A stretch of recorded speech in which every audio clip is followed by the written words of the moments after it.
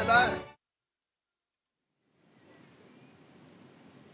नमस्कार, स्वागत है आपका न्यूज इंडिया में। मैं हूं आपके साथ अंजलि राजावत। तो एमबीए मुस्लिम वोट डील क्या समझा जाए, क्योंकि जो 17 शर्तों की एक लिस्ट आती है उलेमा बोर्ड की ओर से, उस पर अब सवाल उठना लाजमी है। तो महाराष्ट्र में विधानसभा चुनाव को लेकर सियासी लड़ाई शुरू हो चुकी है और अपने चरम पर है। महाराष्ट्र में जैसे जैसे चुनाव की तारीख नजदीक आ रही है, वैसे वैसे राजनीतिक उठापटक भी तेज होती जा रही है। और इस बार चुनाव प्रचार में ऑल इंडिया उलेमा बोर्ड की एंट्री भी हो चुकी है।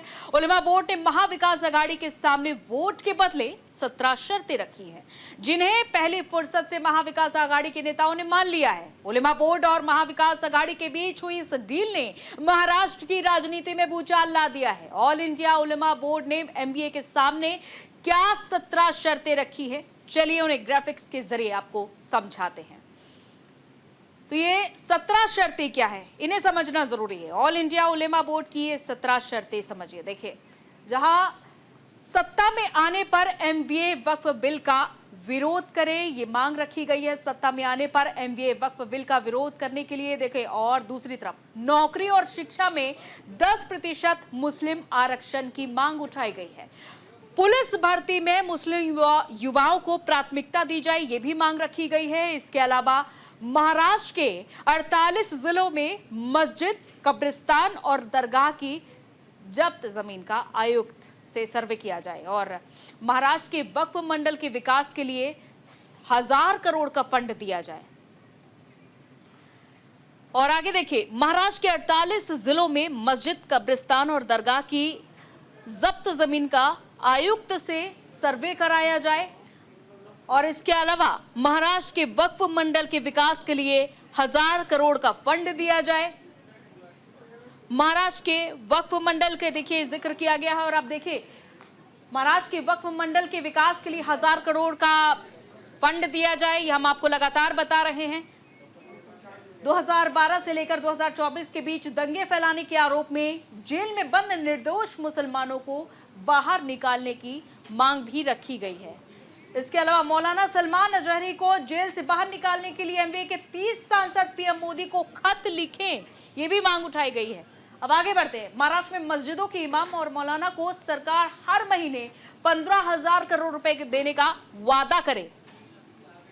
मुस्लिमों के खिलाफ बयान देने वाले बीजेपी विधायक नितेश राणे जैसे नेताओं पर कार्रवाई की मांग भी उठाई गई है ऑल इंडिया उलेमा बोर्ड की ओर से। ऑल इंडिया उलेमा बोर्ड के मुफ्ती मौलाना, मस्जिद के इमाम, आलिम हाफिज को सरकारी समिति में शामिल किया जाए, ये भी कीमत रखी गई है। ऑल इंडिया उलेमा बोर्ड की ओर से मांगे रखी गई है। राज्य वक्फ बोर्ड में प्रदेश सरकार 500 कर्मचारियों की भर्ती भी करे। तो ये सारी मांगे रखी गई है। अब देखिए, महाराष्ट्र राज्य वक्फ बोर्ड की संपत्तियों पर अतिक्रमण हटाने के लिए महाराष्ट्र विधानसभा में एक कानून पारित किया जाए, कानून की भी मांग रखी जा रही है। पैगंबर मोहम्मद के खिलाफ बोलने वाले लोगों पर कानूनी प्रतिबंध लगाने के लिए कानून भी बनाया जाए। अब इसे और आगे समझिए। सत्ता में आने पर राष्ट्रीय स्वयंसेवक संघ, जिसे हम शॉर्ट फॉर्म में आरएसएस भी बोलते हैं, उस पर बैन लगाने की मांग भी की गई है। तो देखिए, ये सारी मांगे, यहाँ 17 शर्तें हमने आपको पूरी तरीके से नहीं दिखा सकते क्योंकि 17 शर्तें बहुत ज्यादा हैं उनकी। और इन शर्तों के साथ ही महाराष्ट्र में ऑल इंडिया उलेमा बोर्ड ने मुस्लिम वोटर से भी कुछ सवाल पूछकर, यानी कि एक क्वेश्चनर तैयार किया गया है और इस क्वेश्चनर के जरिए अपील की गई है, वो भी हम आपको बताते हैं, जरा वो भी सुन लीजिए और चौंक जाएंगे आप ऐसी 17 शर्तों को सुनकर। देखिए, पहला सवाल, क्या आप शरीयत में दखल अंदाजी करने वाले को वोट करोगे? ये पहला सवाल सुनिए और आप वाकई में चौंक जाएंगे कि इस तरह के सवाल उठाए गए हैं। क्या आप शरीयत में दखल अंदाजी करने वाले को वोट करोगे? क्या आप सैकड़ों बेगुनाह मुसलमानों की लिंचिंग करवाने वालों को वोट करोगे? वोटों के लिए भी सवाल किया जा रहा है।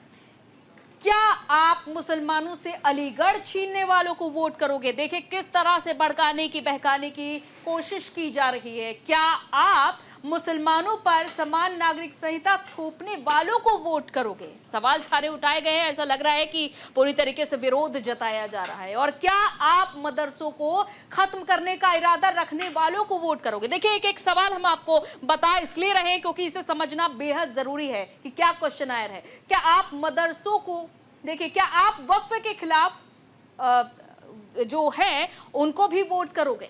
तो इस तरह के सवाल ये देखिए मुस्लिम वोटर्स से सवाल किए जा रहे हैं कि आप क्या ऐसे लोगों को वोट करोगे? क्या आप हम पर CA/NRC थोपने वालों को वोट करोगे? एक ऐसे पॉइंट यहां पर गिनाए गए हैं जिससे साफ तौर पर विरोध जाहिर हो रहा है। क्या आप हमारी बेटियों के सरों से हिजाब खींचने वालों को वोट करोगे? देखिए किस तरह से भड़काऊ यहां पर क्वेश्चंस तैयार किए गए हैं। क्या आप गुस्ताखे रसूल के साथ खड़े होने वाली पार्टियों को वोट करोगे? और एक एक करके सवाल सुनिए। क्या आप मस्जिद में घुसकर मारने वालों के साथ खड़े होने वाली पार्टियों को वोट करोगे? तो 11.5% आबादी को कुछ इस तरह से बहलाया जा रहा है। क्या आप मुसलमानों के खिलाफ नफरत फैलाने वालों को वोट करोगे? और आगे इसी तरह के सवाल देखिए। क्या आप बिल्किस के बलात्कारियों को छोड़ने वालों को वोट करोगे? तो देखिए यहां पर तो हद ही होती जा रही है। इस तरह के सवाल यहां पर तैयार किए गए हैं। क्या आप बेकसूर मुस्लिम नौजवानों को बगैर सुनवाई जेल में डालने वालों को वोट करोगे? तो ये सवाल आप समझ रहे हैं, सुन भी रहे हैं, इसीलिए हम आपको बता रहे हैं। अब आगे देखिए। क्या आप 17 लाख मुसलमानों के बच्चों की स्कॉलरशिप बंद करने वालों को वोट करोगे? और क्या आप हमारे उलेमाओं पर झूठे मुकदमे करने वालों को वोट करोगे? ये सवाल पूछा जा रहा है सिर्फ और सिर्फ एक विशेष आबादी से। क्या आप बुलडोजर से मुसलमानों की बस्तियां उजाड़ने वालों को वोट करोगे? तो आपने ये समझे सारे सवाल और आप ही ये तय करेंगे कि क्या ये सवाल वाकई में सही है। तो चलिए अब आपको ग्राफिक्स के जरिए बताते हैं कि आखिर ऑल इंडिया उलेमा बोर्ड है क्या। ये भी समझना जरूरी है क्योंकि ये सबसे बड़ी संस्था मानी जाती है मुस्लिम समाज की। ऑल इंडिया उलेमा बोर्ड भारत के सुन्नी मुसलमानों की एक संस्था है। अब आगे देखिए। उलेमा बोर्ड की स्थापना 1989 में हुई थी। काफी पुरानी है ये संस्था। और उलेमा बोर्ड का मकसद समाज के सभी वर्गों के लोगों को एक करना, देश में शांति और सुरक्षा बनाए रखना है। सभी वर्ग को एक करना है और शांति सुरक्षा बनाए रखना है। उलेमा बोर्ड का मकसद समाज के सभी लोगों को, देखिए उलेमा बोर्ड का हेड ऑफिस दिल्ली में ही है। इसके अलावा आगे बढ़ते हैं क्योंकि उलेमा बोर्ड क्या है ये हम आपको बता रहे हैं। उलेमा बोर्ड के ऑफिस देश के सभी राज्यों में हैं। सभी राज्यों में इनके जो कर्मी हैं, जो उलेमा हैं, वो कार्यरत हैं और वहीं से ही सारी गतिविधियां होती है। उलेमा बोर्ड की शुरुआत सूफी नेता सैयद मोहम्मद अशरफ ने की थी। तो अब आपने समझा कि उलेमा बोर्ड क्या है और कैसे आखिर यहाँ पर कार्य होता है। 1989 में इसकी स्थापना हुई थी और यही उलेमा बोर्ड वो है जिसने अपनी 17 शर्तें तैयार की है। तो MBA और ऑल इंडिया उलेमा बोर्ड के बीच जिन शर्तों पर वोट देने को लेकर सहमति बनी है वो महाराष्ट्र की राजनीति में चर्चा का केंद्र बन गई है। और मुस्लिमों को धार्मिक आधार पर 10% आरक्षण देने की शर्त पर बीजेपी ने महाविकास आघाड़ी को चारों ओर से घेर लिया है। दोनों के बीच शर्तों की नींव पर हुआ समझौता भी कई सवाल पैदा कर रहा है। और ये रिपोर्ट देखिए और फिर समझिए आप कि पूरा मामला है क्या।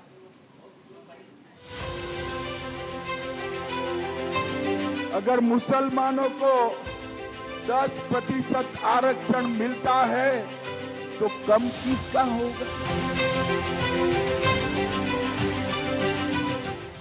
महाराष्ट्र में विधानसभा चुनाव के लिए मतदान होने से पहले महायुति और महाविकास आघाड़ी गठबंधन के बीच सियासी लड़ाई तेज होती जा रही है। मराठों की धरती पर ऑल इंडिया उलमा बोर्ड ने महायुति को सत्ता से बाहर करने और महाविकास आघाड़ी को सत्ता में लाने की जो चाल चली है उसके पीछे छिपी उलमा बोर्ड की गहरी साजिश की बू आ रही है। ऊपरी तौर पर तो महाराष्ट्र के मुस्लिम वोटरों का रुख महाविकास आघाड़ी की ओर मोड़ने की कोशिश दिखाई दे रही है, लेकिन हकीकत उससे भी ज्यादा खतरनाक है। महाराष्ट्र में बीजेपी के पूर्व सांसद किरीट सोमैया ने उलमा बोर्ड के इस तिलिस्म को तोड़ दिया है। उन्होंने मुंबई में रोहिंग्या मुसलमानों की तेजी से बढ़ती आबादी और इतनी ही तेजी से घटती हिंदुओं की आबादी का जिक्र करते हुए टिस यानी Tata institute of social sciences का हवाला दिया। टाटा इंस्टीट्यूट सोशल साइंस ने रिपोर्ट दिया है, उसमें लिखा है जिस प्रकार से मुंबई पर बांग्लादेशी रोहिंग्या अतिक्रमण बढ़ रहा है, 2051 तक मुंबई में हिंदू आबादी सिर्फ 54% रह जाएगी। एक और लव जिहाद चला है, लैंड जिहाद, वोट जिहाद। मुंबई के कांग्रेस अध्यक्ष कह रहे हैं, वचन देते हैं हम मुंबई की सभी अनधिकृत मस्जिद को मान्यता देंगे।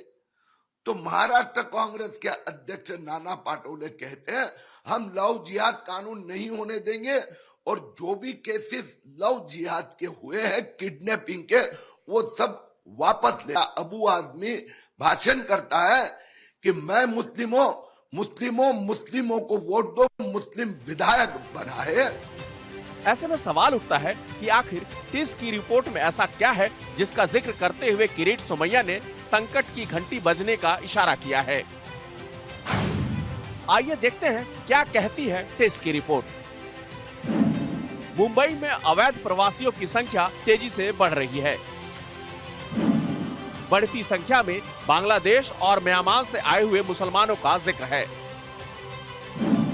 प्रवासी ज्यादातर धारावी, भिवंडी, मानखुर्द, माहिम पश्चिम, अंबेडकर नगर के इलाकों में रह रहे हैं। अवैध प्रवासी लो स्किल जॉब करते हैं और इस वजह से वेतन में कमी आ रही है। कुछ राजनीतिक संस्थाएं इन अवैध प्रवासियों का इस्तेमाल वोट बैंक की राजनीति के लिए कर रही हैं। राजनीतिक हस्तक्षेप की वजह से लोकतांत्रिक प्रक्रिया पर असर पड़ सकता है। टिस की स्टडी में आरोप लगाया गया है कि मुंबई में तेजी से प्रवासियों की बढ़ती संख्या ने धार्मिक डेमोग्राफी को पूरी तरह बदल दिया है। इससे मुंबई के स्थानीय हिंदू समुदायों में असुरक्षा का भाव पैदा हो रहा है।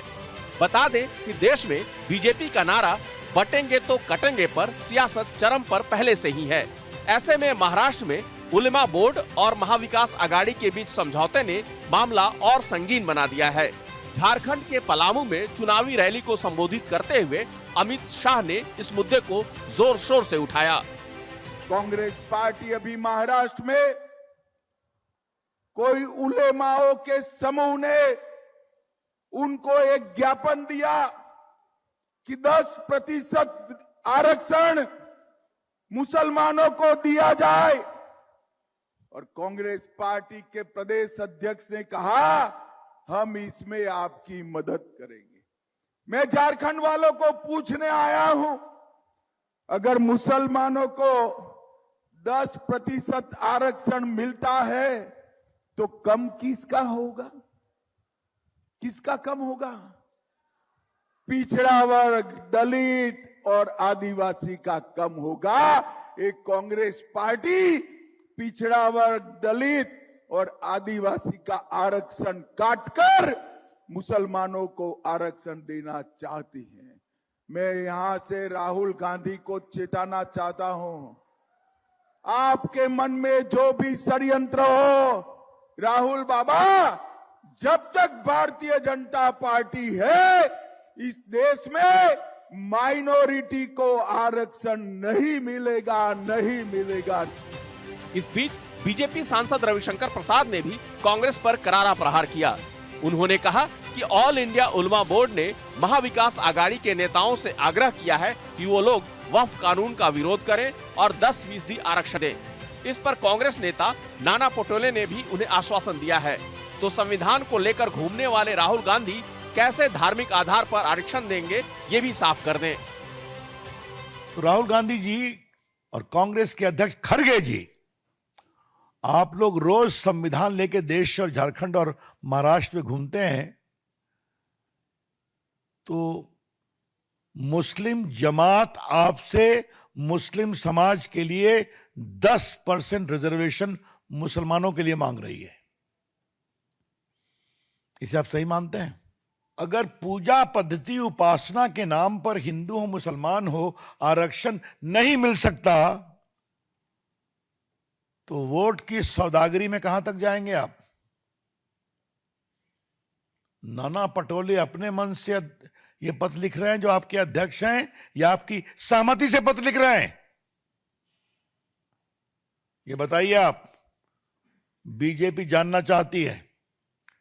Rahul Gandhi, the BJP would like to know, because any reservation on religious ground is totally prohibited. The Constitution does not permit. The Supreme Court judgment also prohibits that. How does your president of Maharashtra Congress till the Jamaat-e-Ulama will consider it a downright divisive communal demand of 10% reservation for Muslims. ये हम जानना चाहते हैं, Rahul Gandhi Congress party कितना देश को तोड़ेंगे आप वोट के लिए, कहां तक जाएंगे आप? बीजेपी के इन सवालों का जवाब महाविकास आघाड़ी के किसी नेता ने अभी तक नहीं दिया है। वहीं कांग्रेस भी इस पर चुप्पी साधे हुए है। ऐसे में महाराष्ट्र में एमवीए और उलमा बोर्ड के बीच वोट को लेकर जो समझौता हुआ है वो फिलहाल सवालों के घेरे में है। आखिर महाविकास आघाड़ी को ऐसा क्यों लगता है कि उलमा बोर्ड की शर्तें मान लेने पर वो सत्ता में आ सकती है और बीजेपी के विजय रथ को रोक सकती है? फिलहाल ये सवाल है जिसका ठीक जवाब चुनाव के नतीजों के बाद ही मिलेगा। न्यूज इंडिया के लिए संजीव कुमार की रिपोर्ट।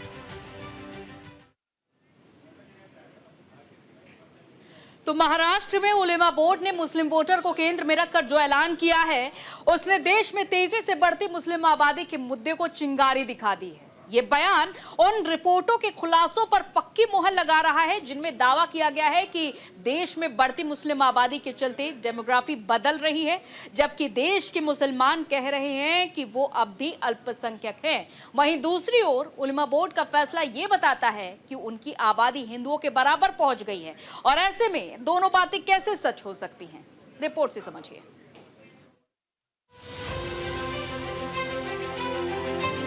अगर मुसलमानों को 10% आरक्षण मिलता है तो कम किसका होगा?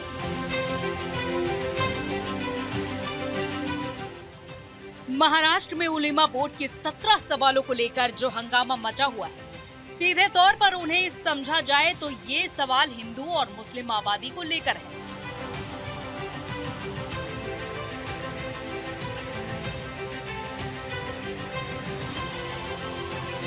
जिस तरह से महाराष्ट्र के ऑल इंडिया उलेमा बोर्ड ने वोट देने के एवज में 17 सवालों को रखा, उससे जाहिर है कि उलेमा बोर्ड दुनिया को बताना चाह रहा है कि अब वो मुंबई में इस स्थिति में पहुंच गया है कि वो अपनी ताकत की नुमाइश कर सके।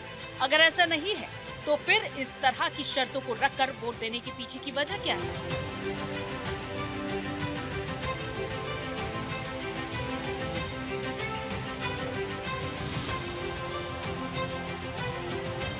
कुछ रिपोर्ट्स में भी तेजी से बढ़ रही मुस्लिम आबादी को लेकर खुलासा हुआ है। इन रिपोर्ट्स की माने तो मायानगरी में रोहिंग्या और म्यांमार के मुसलमानों की तादाद बहुत बढ़ गई है, जिससे मायानगरी और डेमोग्राफी तेजी से बदल रही है। AIMIM प्रमुख अज़दुद्दीन ओवैसी के इस बयान से भी इस बात को समझा जा सकता है। भारत की राजनीति में हर तबके का रिप्रेजेंटेशन होना चाहिए, और भारत की सबसे बड़ी माइनॉरिटी मुसलमान है। इम्तियाज जलील एक MP था जो बरसों के बाद एक मुस्लिम MP जीता था, उसको सब मिलके हरा दिए। वहां पर जो MLAs जीत कर आए थे वो तो 11% के जो आबादी है महाराष्ट्र में उसके बराबर नहीं है।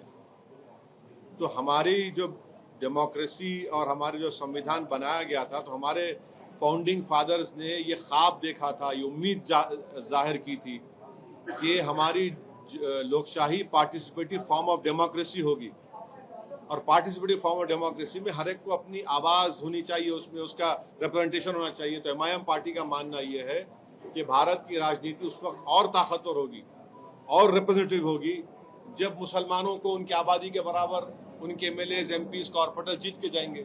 आज भारत की पार्लियामेंट में सिर्फ 4% मुसलमान MP हैं। क्या ये हमारी जमहूरियत के लिए अच्छा है? क्या बताइए आप लोग। इसीलिए महाराष्ट्र में भी MIM पार्टी ये चाहती है कि दलित हो, बैकवर्ड क्लास हो, मुसलमान हो, इनकी एक पॉलिटिकल वॉइस उनके MLAs के रूप में होनी चाहिए। अब जरा आंकड़ों के जरिए समझिए कि आखिर महाराष्ट्र में उलेमा बोर्ड ने इस तरह की चाल क्यों चली। 1,30,00,000 की आबादी के साथ मुसलमान महाराष्ट्र की आबादी का 11.5% हिस्सा है। उत्तरी कोंकण, खानदेश, मराठवाड़ा और पश्चिमी विदर्भ में उनकी संख्या ज्यादा देखने को मिलती है। 1960 में अस्तित्व में आने वाले महाराष्ट्र में मुस्लिम सांसदों की संख्या कभी भी राज्य में उनकी आबादी के अनुपात में नहीं दिखी। पिछले 64 सालों में प्रदेश से चुने गए 614 लोकसभा सांसदों में से सिर्फ 15 से भी कम मुस्लिम रहे। महाराष्ट्र में 288 विधानसभा सीटों के लिए कुल 4140 उम्मीदवार चुनावी मैदान में हैं और इनमें से मुस्लिम उम्मीदवारों की संख्या मामूली है। महायुति की बात करें तो इसमें शामिल बीजेपी ने किसी भी मुस्लिम नेता को टिकट नहीं दिया। शिंदे गुट की शिवसेना से एक मुस्लिम प्रत्याशी उतारा गया है, जबकि अजित पवार की एनसीपी ने 4 मुस्लिम नेताओं को टिकट दिया है। महाविकास अघाड़ी में शिवसेना उद्धव गुट ने भी एक भी मुस्लिम प्रत्याशी नहीं उतारा है।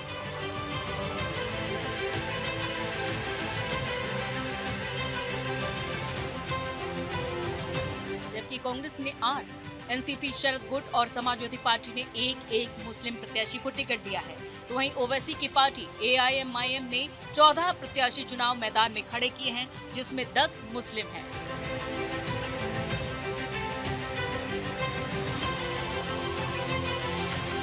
और ऐसे में सवाल उठना लाजमी है कि आखिर उलेमा बोर्ड ने महायुति के सामने ऐसा प्रस्ताव क्यों नहीं रखा। तो इसके पीछे सबसे बड़ी वजह पिछले लोकसभा चुनाव है और इन चुनावों में बड़ी संख्या में अल्पसंख्यक वोट एमवीए को मिले थे और इसी वजह से 2024 के विधानसभा चुनाव में उलेमा बोर्ड ने महाविकास अघाड़ी के साथ मिलकर ये दांव खेला है।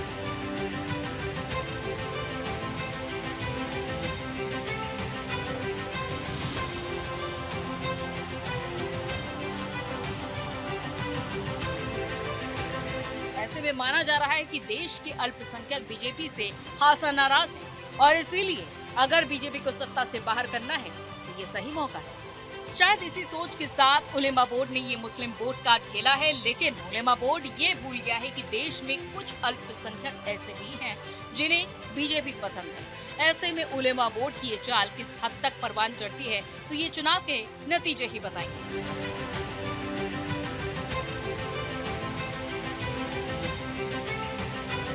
लेकिन ये बात 100 आना सच है कि जनता ने ही राजनीतिक पार्टियों को सत्ता से बाहर किया है और बाहर रहने वाली पार्टियों को सत्ता में बिठाया है। और इतना ही नहीं, जनता ये भी तय करती है कि कौन सी पार्टी कब तक सत्ता या फिर विपक्ष में रहेगी।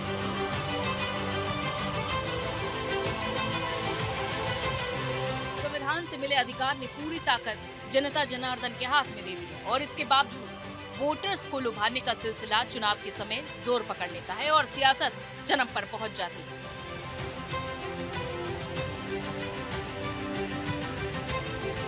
न्यूज इंडिया के लिए संजीव कुमार की रिपोर्ट।